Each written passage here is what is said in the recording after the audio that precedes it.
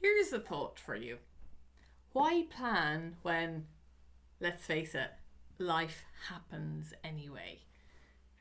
We're all familiar with the YOLO way of being, you only live once. And yeah, and there's something to be said for that, for sure. But you know what?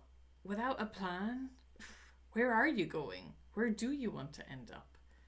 And that kind of short termism isn't really very good. When I'm working with my clients, I cover off 5 areas, and one of them is strategy and planning, right? Probably no big surprise there.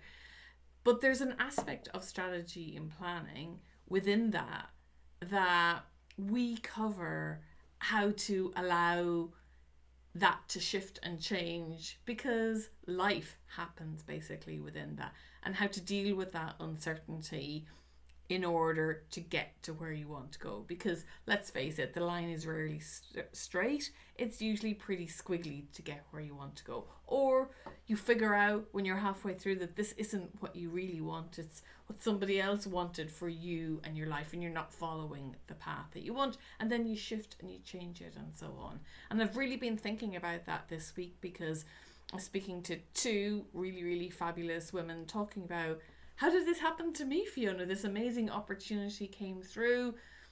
One out of a very difficult situation. She's like, I did this and I didn't really want to do it. And I met this brilliant person that I'm now working with, and we're just like this perfect team. And I just thought, wow, isn't that great?